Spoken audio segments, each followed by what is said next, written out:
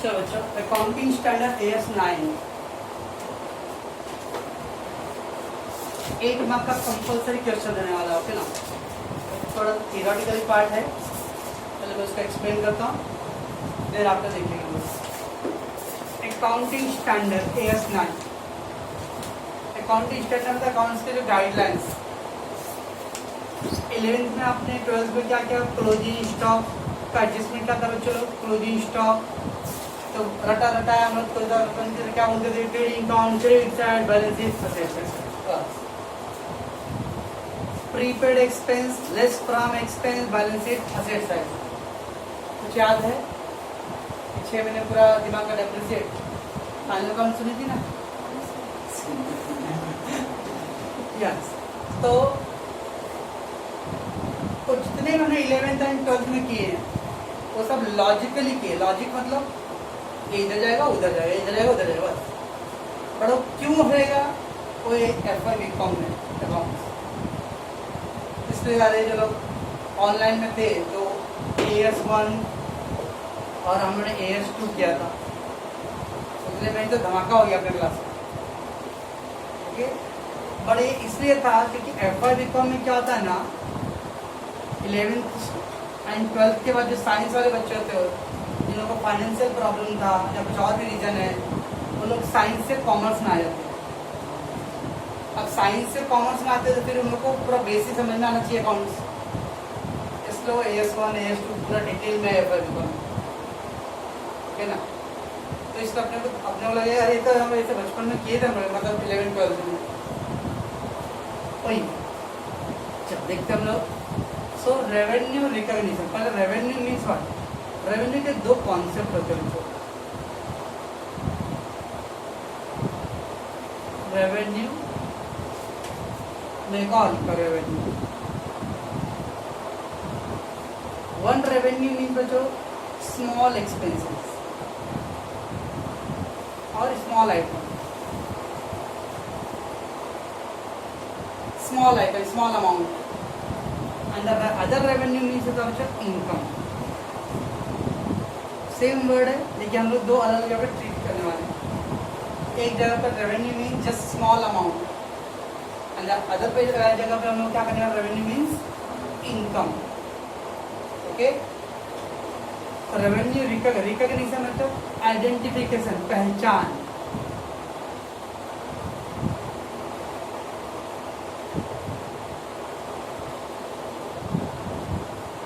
Identification, recognition मतलब पहचान, identification. तो रेवेन्यू को कैसे पहचानना है कि ये अपना इनकम है, एक्सपेंस है, असेट्स है, लायबिलिटी है। That is all about the revenue recognition. So in this chapter we have to classify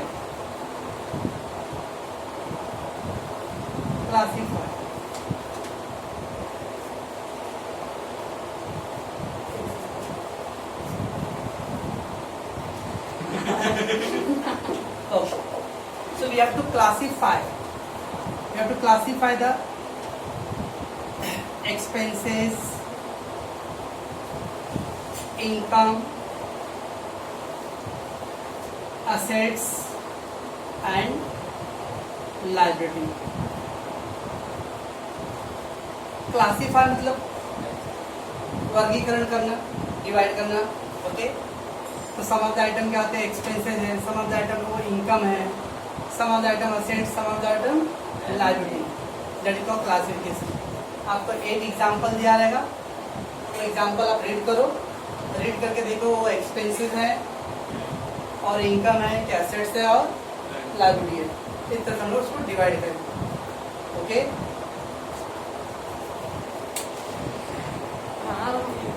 okay बच्चों, क्लासिफिकेशन ऑफ एक्सपेंडिचर। एक्सपेंडिचर को डिवाइड करते हैं हम लोग। Expenditure divide in 3 parts, revenue, deferred and capital. Revenue, deferred and capital. मैंने starting में बोला था रेवेन्यू को 2 पार्ट में, रेवेन्यू मतलब इनकम भी होता है, रेवेन्यू मतलब एक्सपेंस, स्मॉल आइटम भी होता है। ओके ना, यहाँ पे वो स्मॉल आइटम का ही है। रेवेन्यू एक्सपेंडिचर मतलब रूटीन एक्सपेंस, रूटीन मतलब रोजाना रूटीन, ये तो मेरा रूटीन है। ओके, अब घर में लाइट बिल 12 महीने का 12 बिल तो आएगा ना। वर्कर लोग का, लेबर लोग का सैलरी रेगुलर पे करना है। टेलीफोन बिल, इलेक्ट्रिसिटी बिल, ये सब रेगुलर है। बस रूटीन आइटम एवरी मंथ में होने वाले हैं। ऐसा कोई सुना है कि 2-3 साल का लाइट बिल एक साथ भर दिया है? ऐसा कोई करता है? 3-4 साल का टेलीफोन बिल एक साथ भर दूंगा? ये रूटीन है। कितना अमीर भी आदमी रहेगा तो वो रूटीन ही भरेगा। रूटीन एक्सपेंस और regular, that is called recurring nature. Recurring मतलब बार बार आने वाला, फ्रिक्वेंट। अब टेलीफोन बिल इस महीने भर दिया तो अगले महीने फिर आएगा। लाइट बिल फिर अगले महीने आना है, दैट इज रिकरिंग, बार बार होने वाला है। ऐसा नहीं है कोई कर, मैं बोला आपको कि चलो भाई मैं उमेश बहुत अमीर आदमी हूँ, एक महीने में एक ही बार भर दिया हूँ, 5-6 साल के बाद लाइट बिल आएगा। तो क्या संभाल नहीं सकता है? अमिताभ बच्चन, शाहरुख खान, कोई भी नहीं करता रहेगा। ओके ना, कि ये रिकरिंग नेचर है, फ्रिक्वेंटली। कंपनी में सैलरी, आप लोग अभी तो बच्चे मतलब पैकेज मिलता है, कुछ कंपनी में सुनते रहे। पैकेज मतलब साल का, एक साल 5.5 5.5 लाख साल का एक साल। लेकिन क्या 10 साल का एक साल मिलेगा? नहीं, वो एक साल का मिल सकता। कॉन्ट्रैक्चुअल एग्रीमेंट है। रिकरिंग नेचर, रिकरिंग मतलब फ्रिक्वेंट, ऐसे एक्सपेंसेस जो बार बार होते हैं, है ना। Benefited for less than 12 minutes, का फायदा आपको 12 महीने से कम होने वाला है। अब इस महीने लाइट बिल भरा तो 1 महीने का बेनिफिट, फिर अगले महीने फिर भरना है। ऑल दो यार चलो, इस समय कोरोना वायरस में तो कोई भरा नहीं 6 महीने से, इसका एक्सेप्शन केस हो, छोड़ो साइड में। बाकी नॉर्मल टाइम में हम इस महीने भर दिए, अगले महीने 2 महीने नहीं भरो तो बाद में नोटिस आता है, पे करने दो, काट देंगे। बेनिफिटेड फॉर लेस देन, ऐसा आप नहीं सोचोगे कि आप 1 महीना भर दिया तो इसका फायदा 5-6 साल मिलेगा। ऐसा हो सकता है क्या? नहीं सर, रूटीन नेचर का है और रिकरिंग नेचर का। रिकरिंग मतलब बार बार आने वाला, दैट्स कॉल्ड फ्रीक्वेंट। अब ध्यान में क्या बोल रहा हूँ? नो असेट्स क्रिएशन, सबसे important point, no asset creation. Asset मतलब जैसे मैंने बेंच में 30,000 पर डाल दिया तो असेट्स है। अगर मुझे अपनी क्लास लेना है तो मैं बेच दूंगा तो कुछ पैसे तो आएगा ना। लेकिन लाइट बिल भरने से मुझे कुछ पैसा आएगा वापस, उसका फायदा है। टेलीफोन बिल ये खर्चा है, रूटीन। हाँ, ऑनलाइन बने तो कैश रहेगा यस। तो नो असेट, इससे कोई असेट्स नहीं बनने वाला है। ये ऐसे खर्चे जो रूटीन होने वाले हैं, इसका कोई लॉन्ग टर्म बेनिफिट नहीं है। और ये रेगुलर एक्सपेंस है, बार बार होने वाले हैं, ठीक है। बट सर बार बार जब असेट नहीं हो रहा तो क्यों खर्च कर रहे हैं? तो आप लॉजिक सोचोगे, अगर लाइट बिल नहीं भरूंगा मैं तो बिना इलेक्ट्रिसिटी का कोई काम होने वाला है बिजनेस में? टेलीफोन बिल कंपलसरी है, वर्कर लोग की सैलरी कंपलसरी है। यानी अपने बिजनेस का स्मूथ है। वर्कर लोग को 2-3 महीने पगार नहीं, जब क्या होगा? स्ट्राइक, हमारी मांगे पूरी करो, हमारी ना स्ट्राइक। यानी बिजनेस को अगर स्मूथली चलाना है तो आपके सब खर्चे करने ही है। Okay, so helpful for the smooth running of business. Smooth मतलब बिना कोई प्रॉब्लम, बिना कोई रुकावट के, ओके, रेगुलरली होनी चाहिए, बराबर। लॉजिक बोलूँ तो जितने भी अपने ट्रेडिंग अकाउंट पढ़े ना 11th 12th में, ट्रेडिंग अकाउंट सुनिए ना, trading account and profit loss account, उसकी जितने भी आइटम थे ना उसके बोलते हम लोग revenue. Purchase, wages, carriage, factory expense, octroi, motive power था ना कुछ, telephone bill, salary, profit loss में डेप्रिसिएशन, बैड डेट्स, बस मैं कुछ एग्जाम्पल डाला हूँ। ओके, तो salary, wages, stationery, postage, carriage, याद आ रहा है ना? ट्रेडिंग और प्रॉफिट लॉस का आइटम और उतना था मैंने लिखा हूँ यहाँ पर। ओके, ट्रेडिंग और रेवेन्यू नेचर। आपको लाइन दिया गया सेंटेंस, वो आप रीड करो और तो सोचो क्या ये एक्सपेंस से मुझे लॉन्ग टर्म फायदा देने वाला है कि शॉर्ट टर्म फायदा देने वाला है। अगर लग रहा है कि इसका फायदा मुझे 12 महीने से कम होने वाले हैं, रेवेन्यू, हम लोग को खाली आधा मार्क मिलेगा रेवेन्यू लिखने के बाद, उसका रीजन लिखना पड़ेगा। एक क्वेश्चन 2 मार्क करने वाले, फर्स्ट रेवेन्यू एक्सपेंस, अब आपको नीचे लिखना पड़ेगा उसका रीजन, एक 2 लाइन का कि क्यों रेवेन्यू एक्सपेंस है, because it gives a long short term benefit और रिकरिंग नेचर है। ये कुछ अकाउंटिंग वर्ड है, ये वर्ड यूज करने हैं, रिकरिंग नेचर। बार बार आने वाले। Okay, it is helpful for the smooth running of business. Business को स्मूथली रन करने के लिए ये सब जरूरत होता है। इससे कोई असेट क्रिएशन नहीं हो रहा है। That's what is called revenue nature, revenue expense. आपको समझ में आ रहा है नहीं? श्योर, पक्का? बाकी बच्चे लोगों को ओके। तो revenue means long term benefit, short term benefit, short term benefit. Okay, just short term benefit, right? इससे कोई एसेट क्रिएट होगा नहीं। एसेट मतलब ऐसा में, जैसे मैं बेंच का एग्जांपल लिया, ओके, तो बेंच बेच के आप रिटर्न पैसे कुछ आएगा, ओके, लेकिन कुछ ऐसे खर्चे जो मैं उसको वापस नहीं कर सकता हूँ, that is called revenue nature. ठीक, मैं बीच का भी रुकता हूँ, पहले कैपिटल का बताता हूँ। Okay, revenue versus the capital expenditure. Capital expenditure exactly opposite to the revenue, इसका एग्जैक्टली अपोजिट। ये शॉर्ट टर्म था तो लॉन्ग टर्म, ये रिकरिंग था बार बार था तो कभी कभार, once in a while, not recurring nature, ये बार बार नहीं होने वाले। बेंच 2008 में खरीदे थे, अभी 2020 हो गया, 12 साल चला। 12 साल सारी बच्चों की मेहरबानी से। हाँ, अगर कोई और अभी अगर सारी बच्चे नहीं तो 12 साल और साल चल जाए, क्योंकि बीच में कोई अगर मिल गए थे तो फिर कम चलेगा। सूरज जैसे नहीं, मतलब घंटा 10 में बढ़ कर वो बेंच पे चढ़ते तोड़ते इधर उधर रेसर में, उधर हर स्कूल में होता है ना। तो नॉन रिकरिंग नेचर। गाँव में घर बनाते हम लोग, एक बार घर बनाते तो 10 साल 25 साल 25 चलता रहता है। लॉन्ग टर्म गाँव में क्या कहीं पे भी घर बनाते हैं, हम चाहते हैं कि उसका फायदा 15-20 साल तक मिल जाए ना, कि हर साल घर बनाते हैं। छोटा मोटा चलो पतरे पे प्लास्टिक डालना बॉम्बे में रूटीन है, हर साल डालना है, लेकिन इसके अलावा चाहते हैं हम घर बना रहे तो उसका फायदा लॉन्ग मिलना चाहिए। Okay, that is not recurring. Once in a while, कभी कभार खर्चा होता है। रेयर, रेयर मतलब रेयरेस्ट है, बहुत रेयर है।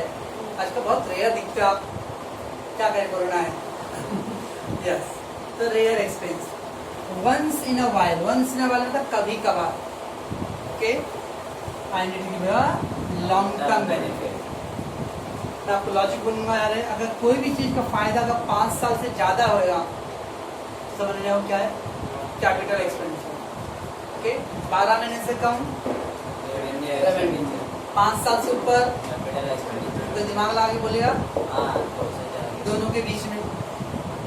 12 महीने से कम हुआ तो 1 साल से कम हुआ तो ये है, 5 साल से ऊपर हुआ तो वो है, मतलब कैपिटल एक्सपेंडिचर।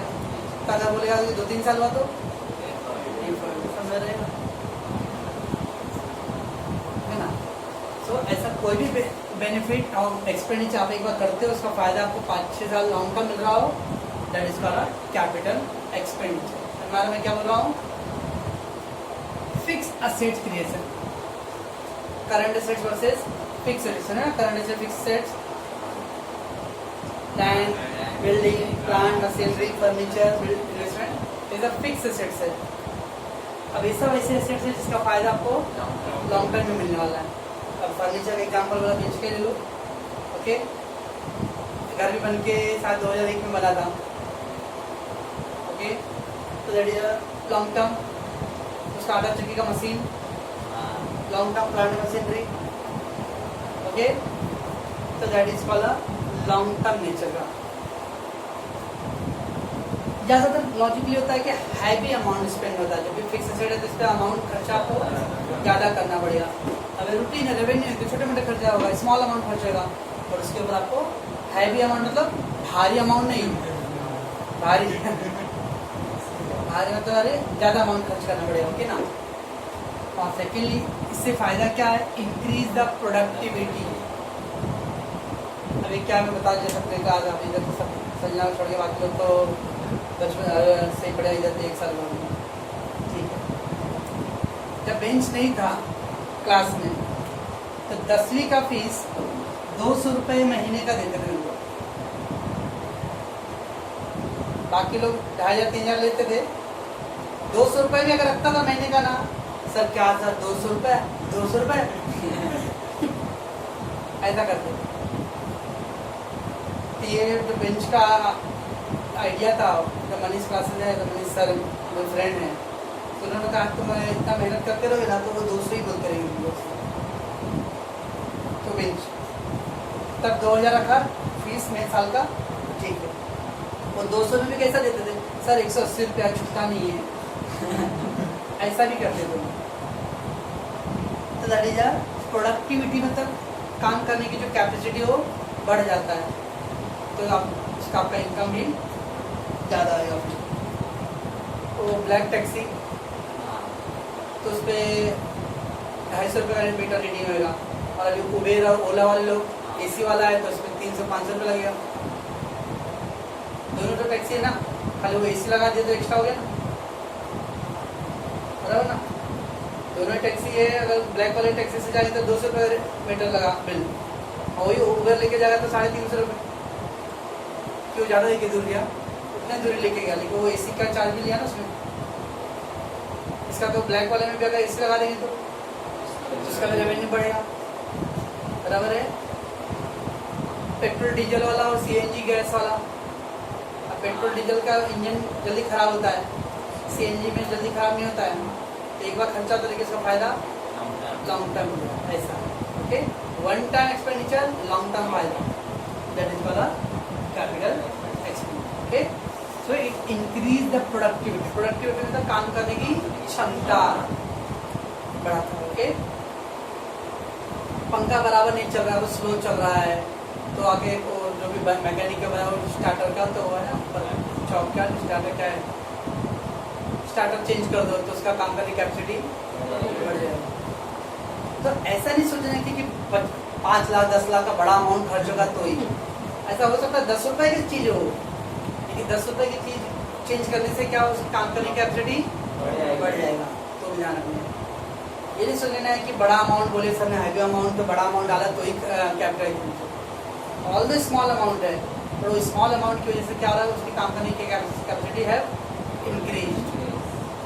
ये मैं क्या बता रहा हूँ, इंक्रीज द कैपेसिटी, काम करने की क्षमता बढ़ रहा है, right. Helpful in the growth and expansion business, business expand, growth expansion. अब जैसे क्लासेज ले लो, आज सारे क्लास आप भी जानते हो, मैं भी जानता हूँ, दुनिया भी जानता है, एसी कंपल्सरी, कुछ भी नहीं पढ़ाया चलेगा, एसी चाहिए आजकल बच्चों को, कंपल्सरी चाहिए, है ना। That is growth and expansion. आजकल बड़े बड़े मॉल, हॉस्पिटल ले लो, हॉस्पिटल कम दिखता, होटल ज़्यादा दिखता हो, है ना। होली स्पिरिट ले लो, नाना ले लो, 7 हिल्स, तो हाई फाई 5 स्टार होटल ही दिखता है लोग बाहर से, और अंदर भी देखो तो डेकोरेशन स्टाइल से। ग्रोथ एंड एक्सपांशन, बिजनेस को ग्रो करना, बढ़ाना, है ना। तो कैपिटल एक्सपेंडिचर मीन्स ये रिकरिंग है कि नॉन रिकरिंग, नॉन रिकरिंग, बार बार नहीं आएगा, कभी कभार आएगा। ओके, इसका बेनिफिट आपको लॉन्ग टर्म मिलेगा, नॉर्मली 5 years और मोर, 5 years और मोर। ओके, इससे आपका असेट्स क्रिएट, यहाँ था नो असेट क्रिएशन ना, मतलब असेट्स क्रिएट होएगा। Okay, generally heavy amount spend होता है जनरली, बट ये दिमाग में डाल करके कि बड़ा अमाउंट खर्च किया तो असेट्स कैपिटल, कभी का ऑल द स्मॉल अमाउंट का 10 रुपए की चीज़ आपने डाला उसके अंदर, एक वो 10 रुपए की वजह से काम की कैपेसिटी है बढ़ गया, इंक्रीज हो गया है। ओके ना, that is called heavy amount spend. 25,000 का मोबाइल आपने ले लिया है, लेकिन उस पर नेट नहीं डलवाए हो,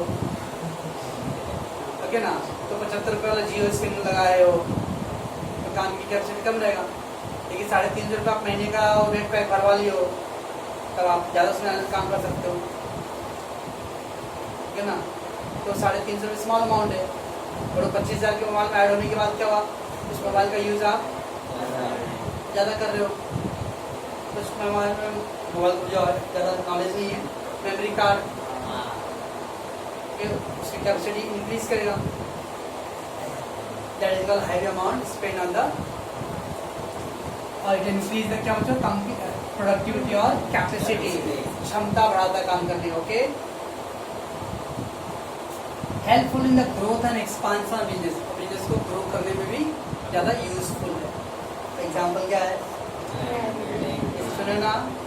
ओके, तो less than 12 month revenue, more than 12 month sorry more than 5 month 5 years capital expenditure, 5 years और 12 मंथ। अब ऐसा कोई एक्सपेंडिचर जिसका फायदा 2-3 साल तक मिलता हो। अब यहाँ पे हम लोग हैं हाउस होल्ड में, मुस्लिम जो भी रहेगा अपने अपने त्यौहार में हर साल घर में कलर मारो। क्या कंपनी बैंक वाले हर साल मारते हैं? बोलते चल रहा अपना जब त्यौहार दिवाली आ गया मारो कलर, ठीक है ना, ईद आ गया कलर मारो। लेकिन क्या जो बैंक वाले हैं, हॉस्पिटल है या कंपनी है, वो लोग हर साल मारेंगे? वो लोग एक बार मारते हैं। प्लास्टिक पेंट, उसका बेनिफिट उनको 3-4 साल तक तो मिल जाता है। अब वो प्लास्टिक पेंट का फिक्स सेट हो गया नहीं, देखिए उसका फायदा एक बार लगा दिए तो 3-4 साल तक तो तलवार नहीं गलत करना है। So not recurring nature, plastic डालते ऊपर। ओके, अभी वाइट वाला ब्लैक वाला प्लास्टिक तो हर साल चेंज करना है। कुछ लोग मोटा वाला तारपत्र डालते हैं, और फिर ब्लू वाला, ब्लू वाले में भी अलग अलग क्वालिटी आता है। यूज़ किए फिर निकाल के रख देते हैं, फिर अगली बार फिर डाल देते हैं। 10-20 साल तक चलेगा ऐसा। 2-3 बारिश तो हो जाएगा ना। क्लासी में तारपत्री सुने ना। ओके, हाँ, आप लोग डालने का एक्सपीरियंस है। तो बहुत लोग करते हैं साथ, निकाल कर रख लेते हैं, बाद में फिर डालते हैं। बड़े बड़े लॉरी ट्रक पे देखते हैं ना। तो क्या इसका लॉन्ग टर्म है, लॉन्ग टर्म बेनिफिट है? एकदम शॉर्ट टर्म है नहीं, बीच में आएगा। 2-3 बारिश तो यूज हो जाएगा। That is called deferred expenditure. Okay, deferred expenditure समझ में आ रहा है? मैं क्या बोल रहा हूँ? Not recurring nature. तो सर ये भी तो नॉट रिकरिंग है। यस, अब रिकरिंग मतलब बार बार तो नहीं होएगा, बट एटलीस्ट का बेनिफिट क्या आएगा? 2 to 4 years, 2 से 4 साल के बीच में उसका बेनिफिट मिलेगा। अगेन इससे भी कोई असेट की वजह से नहीं बोला, वो तालपत्री असेट नहीं हो गया आपका। ओके, प्लास्टिक पेन असेट्स तो नहीं है। नो रियलाइजेशन ऑफ क्या, अगेन इसको बेच के कुछ पैसा रिकवर, एक तालपत्री यूज कर लिए और अगली बार इसका भाई साहब ले लो, वापस ले लो ना, आधा दे दो पैसा, देगा नहीं देगा? इससे कोई आपको कैश रियलाइज नहीं होगा। ओके, तो there is no realisation of cash. ज़्यादातर केस है ना रजिस्ट्रेशन फीस। अब क्लास का वो जो टीएम लिखा है ट्रेडमार्क, तो 8,000 रुपये भरना पड़ता है हर 4 साल 5 साल में। देखिए वो जाके मैं रोड पे बोल भाई मेरा एक सर्टिफिकेट है 8,000 रुपये का, लो ना। वो बोले यार जेरोक्स का एक रद्दी पेज का पैसा दूंगा मैं 1 रुपया, ठीक है ना। तो that mean the registration fees. तो ये में नहीं, उधर सर्टिफिकेट नहीं, उधर खाली टीएम लिखा है। सर्टिफिकेट मेरे पास इधर रहेगा ना, उधर कैसे रहेगा? सर पर आप अपना नाम किसी और को तो दे सकते हैं ना? हाँ, मैं वो भेज सकता ना, लाइसेंस भेज सकता हूँ, ठीक है ना। लेकिन वो लाइसेंस के साथ तो वो और भी बिजनेस के ऊपर मतलब जैसे तो क्लास नहीं लेना है, कोई क्लासेस चलाएगा तो किसी और काम के लिए नहीं भेज सकता। होटल है तो होटल का लाइसेंस होटल वाले लेंगे ना। आटा चक्की का है, टाटा चक्की का लाइसेंस इसे आटा चक्की वाले ले जाओ। प्रिलिमिनरी एक्सपेंस, प्रिलिमिनरी मतलब रजिस्ट्रेशन फीस। प्रिलिमिनरी एक्सपेंस का मतलब होता है रजिस्ट्रेशन फीस। इसको बोलते हैं फॉर्मेशन। फॉर्मेशन मतलब टू स्टार्ट, कोई बिजनेस स्टार्ट करना तो आपको जो लाइसेंस चाहिए, अल्टीमेटली तीनों का मतलब वही है, लाइसेंस,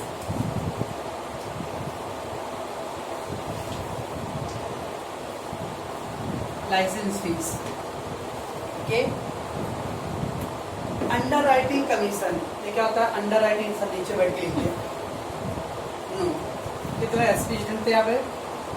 12th में एसपी सब एसपी वाले ना, कोई नॉन एसपी कौन है? सब एसपी वाले। तो एसपी में था शेयर्स, तो we have to appoint the broker. कुछ शेयर इशू करने के लिए ब्रोकर को अपॉइंट करना पड़ता है। और जब ब्रोकर को अपॉइंट किया तो ब्रोकर फीस लेगा, ब्रोकर का एजेंट।